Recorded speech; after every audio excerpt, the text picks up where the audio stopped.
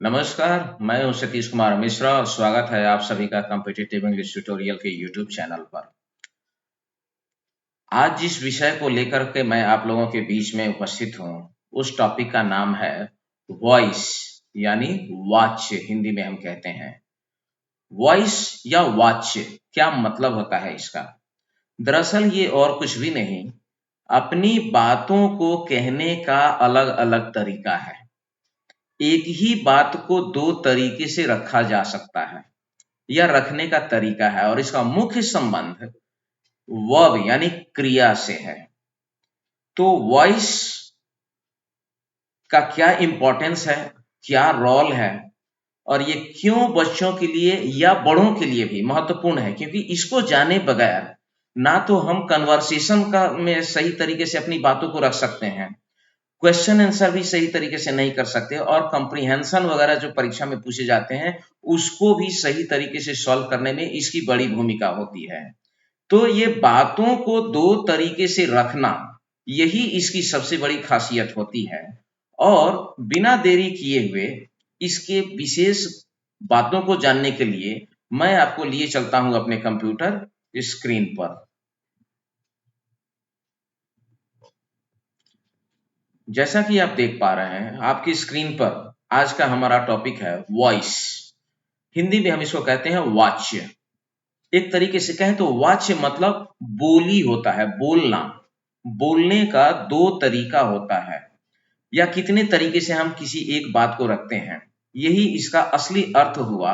हम one by one करके जानेंगे कि क्यों इसकी हमें जरूरत पड़ती है और ये कितना इंपॉर्टेंट है। ये बहुत महत्वपूर्ण टॉपिक है और ऐसा कोई एग्जाम नहीं जिसमें इसे सवाल ना पूछा जाता हो। तो सबसे पहले हम जानेंगे कि वॉइस कहते किसको है, व्हाट इज वॉइस, इसका डेफिनेशन क्या है, परिभाषा क्या है। तो चलिए हम परिभाषा को देखते हैं। पहले परिभाषा की अगर हम बात करें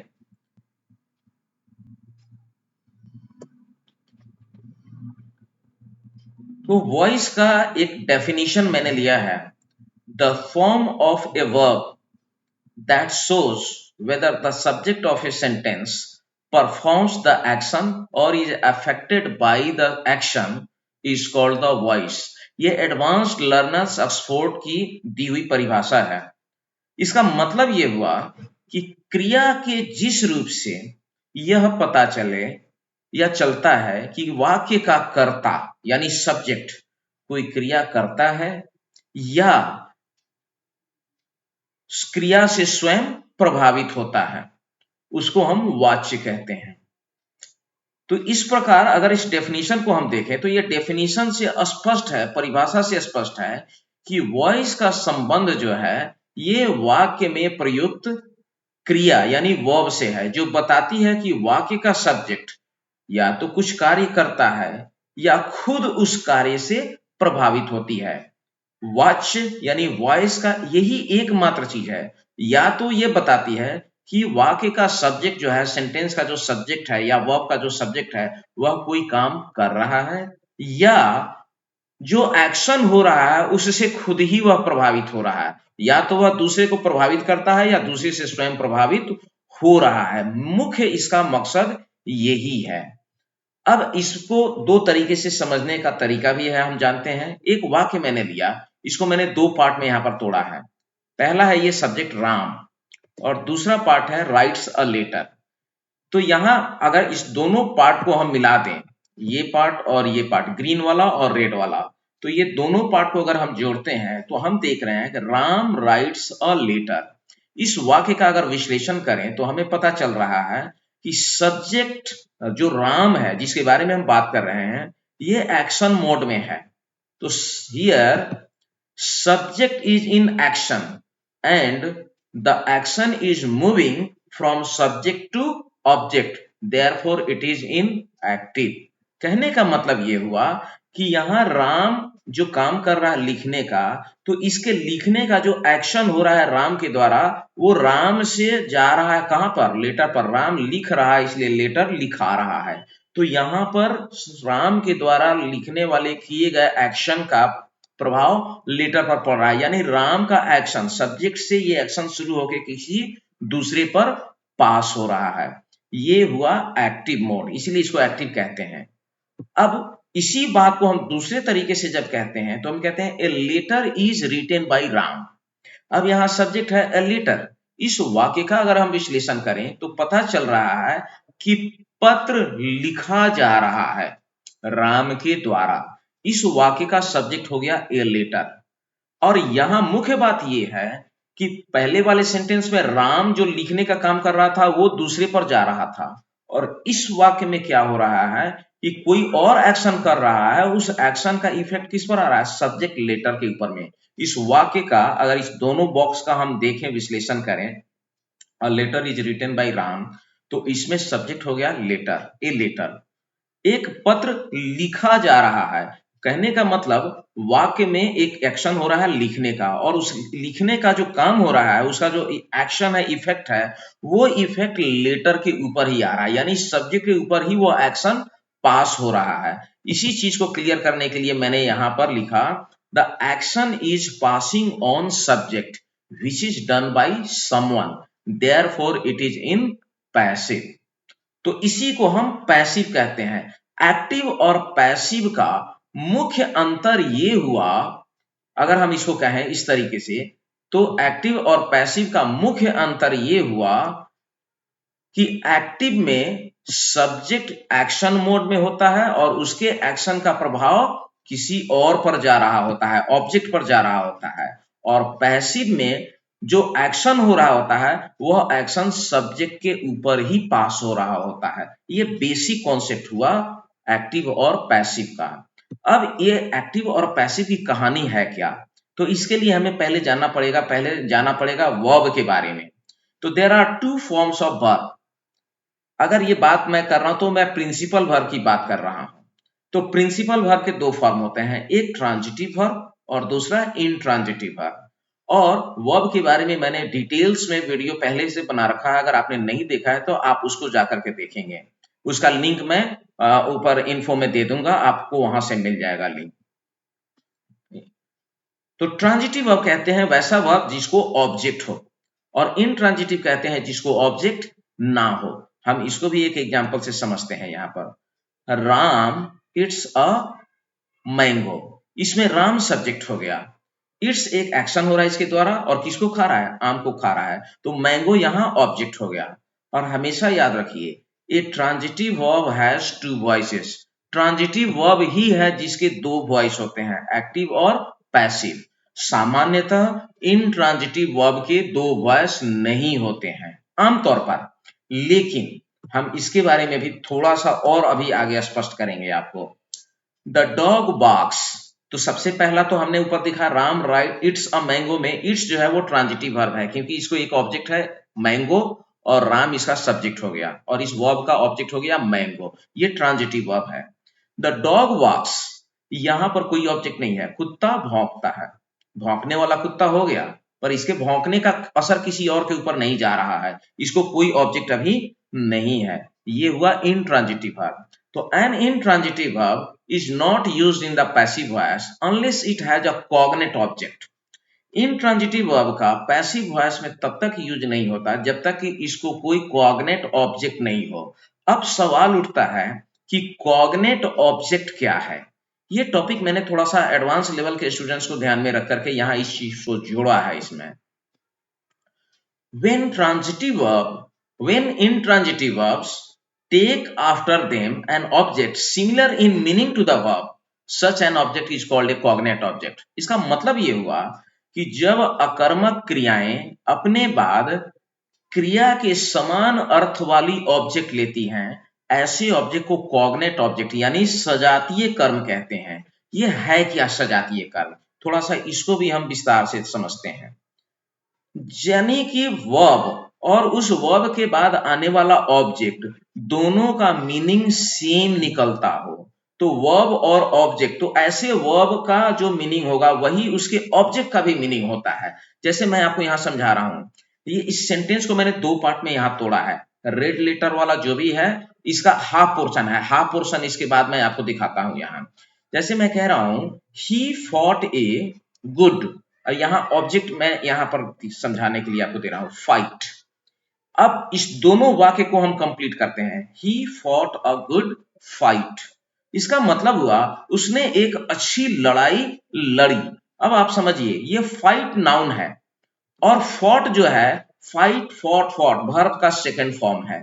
तो फॉट वर्ब हो गया जिसका मतलब होता है लड़ा या लड़ाई किया, और फाइट मतलब वार या लड़ाई।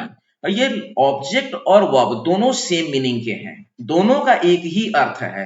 तो यहाँ फाइट जो है ये नाउन है, ये उस वर्ब का ऑब्जेक्ट हो गया, इसीलिए इसको कहा जाता है क्रिया और ऑब्जेक्ट जब दोनों का समान अर्थ निकलता हो तो उसको कॉग्नेट ऑब्जेक्ट कहते हैं। दूसरा एक और एग्जांपल आप देखिए, यहां कह रहा है Ram lived a luxurious life, Ram ने एक आरामदायक जीवन जिया। तो यहाँ लाइफ का मतलब हुआ जीवन, ये नाउन है, और लिव्ड ये वर्ब हो गया, जिया जीवन, तो जीवन को ही जिया जाता है। तो जीवन और जीना ये दोनों एक ही अर्थ वाले हैं, इसलिए लाइफ यहाँ कॉग्नेट ऑब्जेक्ट हुआ। एक और एग्जांपल समझिए, ही रैन ए रेस, रेस मतलब दौड़ और रैन मतलब दौड़ना। तो दौड़ संज्ञा हो गई और दौड़ना क्रिया हो गई, तो उसने एक दौड़ दौड़ी। अब यहां इसका अगर हम अर्थ निकालें, या दौड़ा, मान लिया ही के साथ है तो दौड़ा हम कह सकते हैं। तो ही रैन अ रेस, तो रेस का जो अर्थ है वही अर्थ रैन का भी निकलता है, दोनों सेम अर्थ वाले हैं, इसलिए जो नाउन हो गया वो इसका कॉग्नेट ऑब्जेक्ट हो गया, क्योंकि वर्ब के अर्थ में और इसके ऑब्जेक्ट के अर्थ दोनों का ही अर्थ समान है। तो इसको कहते हैं द वर्ब। अब यहां देखिए, the verb and object both are of the same meaning, that is why these are called cognate object. अब जैसे ही इनको कॉग्नेट ऑब्जेक्ट मिला, अब ये इंट्रांजिटिव नहीं रह गया, अब ये ट्रांजिटिव बन गया। बात जैसे ही वर्ब के ऑब्जेक्ट की होगी तो वर्ब इंट्रांजिटिव न रह करके वह ट्रांजिटिव हो जाता है। तो एक तरीके से ये भी जो है, और ये जब इंट्रांजिटिव से ऑब्जेक्ट आया तो ये ट्रांजिटिव हो गया। पहले अगर इस ऑब्जेक्ट को हटा दिया जाए तो ही फॉट, सीधे हम कहते हैं वह लड़ा, और ये इंट्रांजिटिव वर्ब है। लेकिन अब कॉग्नेट ऑब्जेक्ट जब इसको मिल गया तो अब ये ट्रांजिटिव बन गया, और इसका भी पैसिव वॉइस बन सकता है। इन तीनों सेंटेंसेस के पैसिव वॉइस बन सकते हैं। मैं आपको यहाँ पर अभी उसको समझा रहा हूं एग्जाम्पल के माध्यम से। अब देखिए तीनों का पैसिव वॉइस बन गया, a good fight was fought by him, उसी तरीके से a luxurious life was lived by Ram, a race was run by him. तो इस तरीके से हमने देखा कि जब इंट्रांजिटिव वर्ब को कॉग्नेट ऑब्जेक्ट मिल जाता है तो उसका पैसिव वॉइस बन जाता है। अदरवाइज जब तक हम उसको इनकॉग्नेट ऑब्जेक्ट नहीं, ये कॉग्नेट ऑब्जेक्ट नहीं देंगे तो इंट्रांजिटिव वर्ब का पैसिव वॉइस आप नहीं बना सकते। ये कहने का इसका अर्थ हुआ। अब हम इस तरीके से जब हमने देखा कि वर्ब के दो फॉर्म हो गए, ट्रांजिटिव वर्ब के दो वॉइस होते हैं, इनट्रांजिटिव के नहीं होते हैं जब तक कि उसको कॉग्नेट ऑब्जेक्ट नहीं हो। इस प्रकार ये वर्ब के दो फॉर्म हो गए। तो अब हमें ये बात तो क्लियर हो गई कि वॉइस का रिलेशन केवल और केवल वर्ब से है, और वर्ब में भी ट्रांजिटिव वर्ब एक ऐसा वर्ब है जिसके दो वॉइसेस होते हैं या जिसको हमें पढ़ना है या जानना है। इनट्रांजिटिव का किस हालत में बनता है ये भी मैंने इसमें क्लियर किया। अब हम जानते हैं काइंड ऑफ वॉइस के बारे में, कि वॉइस के कितने काइंड हैं। चलिए, तो there are two types of voices, active voice, passive voice. और इसको समझने के लिए मैं एक बार फिर थोड़ा सा ऊपर वाले टॉपिक को यहाँ इलेबोरेट करूंगा दिखाने के लिए, और यहाँ से ये बिल्कुल क्लियर हो जाएगा। क्योंकि मैंने यहाँ जो बताया कि a verb is said to be in the active voice when the subject acts और इज एक्टिव। कोई भी क्रिया एक्टिव वॉइस में तब कहलाती है जब वो ये बताए कि कर्ता यानी सब्जेक्ट, सेंटेंस का जो सब्जेक्ट होता है वह कार्य करता है। क्रिया को एक्टिव वॉइस में तब कहा जाता है जब सब्जेक्ट कार्य करता है या सक्रिय होता है। और a verb is said to be in the passive voice when the subject does not act but suffers or affected by the action done by someone or something. कहने का मतलब कि क्रिया पैसिव वॉइस यानी कर्मवाच्य में तब कहा जाता है जब सब्जेक्ट कार्य नहीं करता बल्कि किसी व्यक्ति या चीज द्वारा किए गए कार्य से या तो पीड़ित होता है या प्रभावित होता है। एज फॉर एग्जाम्पल मैं यहाँ पर दिखा रहा हूं आपको, राम राइट्स अ लेटर, ये जो पहला वाला जो वाक्य हम लोग देख रहे हैं, ये वाला जो सेंटेंस है, जो रिलेशन हमने यहाँ वही दिखाने की बात की यहाँ पर, राम राइट्स ए लेटर, यहाँ राम एक्शन मोड में है, इसके द्वारा किए गए एक्शन का प्रभाव दूसरे चीज पर जा रहा है, लेकिन a letter is written by Ram में लेटर कुछ नहीं कर रहा है, ये खुद ही लिखा जा रहा है किसी और के द्वारा, कोई और काम कर रहा है, उसका प्रभाव लेटर पर पड़ रहा है, ये हुआ पैसिव वॉइस। तो ये एग्जाम्पल मैंने पहले से यहाँ पर दे करके रखा था ताकि आपके सामने इस चीज को मैं बेहतर तरीके से इलैबोरेट कर सकूं। तो ये रहा दो वॉइस।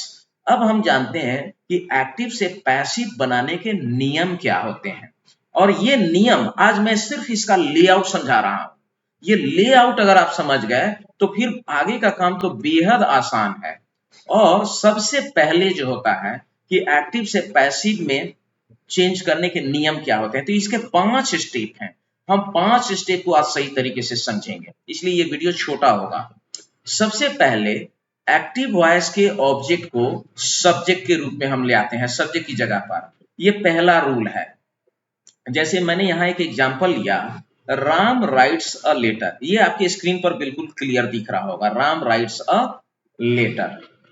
अब चलिए हम एक्टिव वॉइस को पैसिव में बदलने का काम करते हैं, यानी ये स्टेप समझते हैं। यहां मैंने एक सेंटेंस को 2 पार्ट में पहले तोड़ रहा हूं मैं। राम इस वाक्य का सब्जेक्ट हो गया, राइट्स ये सिंपल प्रेजेंट टेंस बताने के लिए है, और ये एक्टिव वॉइस में है। इसके ऑब्जेक्ट को मैं नेक्स्ट पार्ट में यहां ला रहा हूं। तो राम राइट्स अ लेटर, इस दो सेंटेंस, ये मेरा सेंटेंस यहां हुआ, ये लेटर ऑब्जेक्ट हो गया।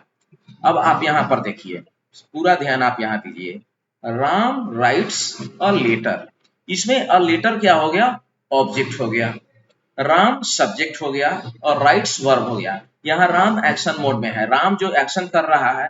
अब जब हम इसको पैसिव बनाते हैं तो ये जो ब्लैक लेटर में है, ये एक्टिव वॉइस का है। पैसिव बनाने के क्रम में हम क्या करते हैं कि जो एक्टिव वॉइस का ऑब्जेक्ट होता है, यहां आप देखेंगे कि जो ऑब्जेक्ट होता है, उस ऑब्जेक्ट को हम कहां पर लाते हैं, सब्जेक्ट में चेंज करते हैं। यानी राम राइट्स ए लेटर में ये लेटर जो ऑब्जेक्ट है, वो लेटर अब पैसिव बनाने की प्रक्रिया में जब हम यहाँ पैसिव वॉइस में आएंगे तो ए लेटर को सब्जेक्ट की जगह पर लाएंगे, और इसीलिए मैंने यहाँ लिखा object change into subject, arrow के माध्यम से मैंने यहाँ उसको दिखाने का प्रयास किया है। दूसरा स्टेप अब हम समझते हैं। अब जब लेटर को यानी ऑब्जेक्ट को हम सब्जेक्ट बना देंगे तो उस सब्जेक्ट के नंबर, पर्सन और साथ ही वर्ब के टेंस के अनुसार हेल्पिंग वर्ब का चयन करेंगे। अगेन सेंटेंस मेरा वही है, राम राइट्स अ लेटर। अब देखिए यहां एक्शन क्या हो रहा है, अ लेटर। अब लेटर को जब हम यहां पर उठा करके लाए, और लेटर्स ऑब्जेक्ट था, इसको जब हमने सब्जेक्ट बनाया, अब ये लेटर हमारा क्या हो गया, सब्जेक्ट हो गया। तो हम देखेंगे कि इसका नंबर क्या है, तो ए लेटर सिंगुलर नंबर में है। तो सवाल है कि सिंगुलर नंबर है तो इसके लिए हेल्पिंग वर्ब तो चाहिए सब्जेक्ट के बाद में।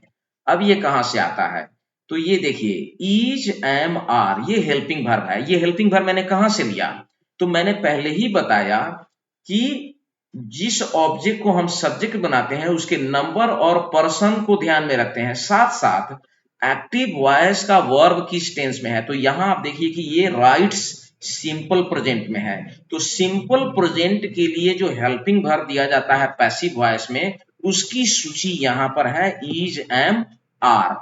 अब चूंकि ये लेटर सिंगुलर नंबर में है तो इसके साथ इज लगेगा, आर प्लुरल सब्जेक्ट के साथ लगता है, एम का प्रयोग आई के साथ होता है, ये आप जानते हैं। अब बच गया इज जो इसके साथ आएगा, तो वो मैंने यहाँ पर एरो के माध्यम से दिखाने का प्रयास किया कि ये इज जो है ये यहाँ हेल्पिंग वर्ब के रूप में आ गया, और लेटर इज, ये दूसरा स्टेप हमारा हो गया।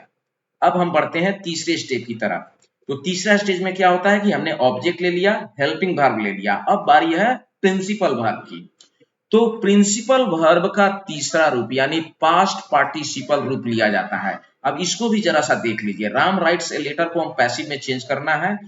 2 स्टेप हम कर चुके हैं, ऑब्जेक्ट को सब्जेक्ट बना चुके हैं और उसके लिए हमने हेल्पिंग वर्ब ले लिया है। अब प्रिंसिपल वर्ब का चयन करना है यहाँ। तो प्रिंसिपल वर्ब के लिए और लेटर इज रिटेन, V3 ये पास्ट पार्टिसिपल होगा। ये कैसे आया, तो हम सभी जानते हैं कि वर्ब के 5 फॉर्म होते हैं, V1 V2 V3 V4 V5। V1 present होता है, V2 पास्ट होता है, V3 पास्ट पार्टिसिपल होता है, V4 प्रेजेंट पार्टिसिपल होता है और V5 भी सिंपल प्रेजेंट सिंगुलर नंबर के लिए यूज किया जाता है।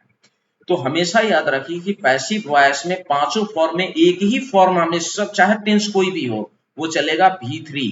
और V3 इसको जो मैंने यहाँ ब्रैकेट में लिखा है रिटेन V3, ये हमारा रिटेन जो हो गया ये पास्ट पार्टिसिपल हो गया। तो ये मैंने यहाँ एरो के माध्यम से इसको दिखाया कि यहाँ से हमने पास्ट पार्टिसिपल V3 को ले लिया रिटेन, यानी प्रिंसिपल वर्ब और लेटर इज रिटेन, यहां तक का काम हमारा अप टू डेट हो चुका है। अब अगर हम बात करें तो इसके बाद का स्टेप क्या होता है, उसके बाद और लेटर इज रिटेन बाय, उसके बाद हम प्रीपोजिशन बाय लगा देंगे और प्रीपोजिशन बाय लगाने के बाद अंत में बाय के बाद एक्टिव वॉइस का जो सब्जेक्ट होता है उसको ऑब्जेक्ट के रूप में हम रख देंगे यहां पर। अब ये देखिए आपके सामने बिल्कुल क्लियर हो जाएगा। यहां से पहला सेंटेंस जो मैंने यहां लिखा था राम राइट्स, तो इसमें राम सब्जेक्ट था, अब ये कहां जाएगा, ये ऑब्जेक्ट वाली जगह पर चला जाएगा और यही चीज यहां देखिए और letter is written by Ram, object की जगह ये बाई के बाद, बाई ऐसे भी प्रीपोजिशन है और प्रीपोजिशन के बाद आने वाला नाउन प्रोनाउन उस प्रीपोजिशन का ऑब्जेक्ट कहलाता है। ये राम यहां क्या हो गया, ऑब्जेक्ट की जगह पर आ गया। तो अब हमारा बना राम राइट्स अ लेटर, इसका पैसिव वॉइस कंप्लीट हो गया हमारा और letter is written by Ram. तो एक्टिव वॉइस का ऑब्जेक्ट पैसिव का सब्जेक्ट बन गया और एक्टिव वॉइस का सब्जेक्ट पैसिव का ऑब्जेक्ट बन गया यहां पर, ये हमारा कंप्लीट हुआ। अब यहां एक छोटी सी बात और है, यदि एक्टिव वॉइस का सब्जेक्ट कोई प्रोनाउन होगा तो पैसिव वॉइस में ऑब्जेक्ट के रूप में रखने से पहले इसके केस फॉर्म का भी ध्यान रखना जरूरी होता है। आपके एग्जाम्पल के लिए, समझाने के लिए मैं एक प्रोनाउन के साथ यहाँ सेंटेंस लिखा हूं कि आई राइट अ लेटर। यहाँ इस सेंटेंस का सब्जेक्ट आई प्रोनाउन हो गया, अगर इसका हम पैसिव वॉइस चेंज करेंगे तो क्या बनेगा, और लेटर इज रिटेन बाय मी, आई का मी बन गया। तो जब एक्टिव वॉइस का सब्जेक्ट कोई प्रोनाउन होता है तो वैसे स्थिति में हम क्या करते हैं कि यदि एक्टिव वॉइस का सब्जेक्ट आई होगा तो पैसिव में वह मी में कन्वर्ट कर जाएगा, यदि वी होगा तो वह अस में हो जाएगा, यू होगा तो यू का ज्यों का त्यों रह जाता है, ही का हिम हो जाएगा, सी का हर होगा, इट का इट होगा और दे का देम हो जाएगा। तो ये ध्यान रखना बहुत जरूरी है और इन चीजों को अगर हम ध्यान में रखें तो इस तरीके से हम वॉइस को समझ सकते हैं। जो आपको मैंने यहाँ जो बेस्ट वे हो सकता था, पॉसिबल वे हो सकता था, उस तरीके से मैंने यहाँ समझाने का प्रयास किया ग्राफिक्स और डिजाइन के माध्यम से, ताकि आपके सामने ये फिगर बिल्कुल क्लियर हो जाए। तो इस प्रकार से मुझे उम्मीद है आज मैंने वॉइस को एक उसका लेआउट केवल रखा है। नेक्स्ट वीडियो में, अगर नेक्स्ट वीडियो को मैं इसमें इंक्लूड कर दूं कि प्रेजेंट, पास्ट, फ्यूचर, इसमें किसका बनता है किसका नहीं बनता है और उसके स्ट्रक्चर को, तो वीडियो बहुत लंबा हो जाएगा। तो मैं थोड़ा सा वीडियो लंबा नहीं करना चाहता था, मेरा मकसद ये इतना ही था कि मैं वीडियो को लंबा नहीं करना चाह रहा था, इसलिए आज मैंने कम से कम शब्दों का प्रयोग करते हुए और इसको यहाँ तक आपके सामने रखने का प्रयास किया ताकि आज लेआउट आपको आ जाए। नेक्स्ट वीडियो में मैं आपको बताऊंगा कि प्रेजेंट टेंस, पास्ट टेंस, इसके अलावा इंट्रोगेटिव, नेगेटिव, एफर्मेटिव यानी सेंटेंस के जो अलग अलग रूप होते हैं उसमें वॉइस कैसे चेंज किया जाता है और उसके क्या नियम होते हैं, तो उन नियमों की चर्चा मैं बड़ी विस्तार से आपके साथ करूंगा नेक्स्ट वीडियो में। आज के वीडियो में मेरा मकसद था वॉइस एक्टिव से पैसिव बनाने का एक लेआउट, एक खाका आपके सामने रखना, ताकि आप इसको सही तरीके से समझ पाएं और इसका अर्थ आप समझ पाएं। ये समझाना बेहद जरूरी था। एक बार अगर लेआउट आपके समझ में आ गया, नियम यही रहेंगे जो मैंने आज आपको बताया, बाकी टेंस के अकॉर्डिंग क्या बदलाव करना है, क्या उसमें चेंजेस लाने हैं, सिर्फ इतने की ही जरूरत रह जाएगी। और अगला जो पार्ट होगा वो सबसे इंपॉर्टेंट होने वाला है, according to tense, imperative sentence और कुछ मिसलेनियस और टिपिकल सेंटेंसेज होते हैं जिनके वॉइस कैसे चेंज होते हैं, वो मैं बताने वाला हूं और that will be the practical part of this topic. अंत में मैं आप सभी से यही कहूंगा कि यदि आपको मेरा प्रयास अच्छा लग रहा है तो आप कमेंट कीजिए। आपका कमेंट मेरे लिए बहुत मैटर करता है, it matters a lot for me and thank you all of you for watching and supporting. Like, Subscribe and share my channel more to more. Thank you.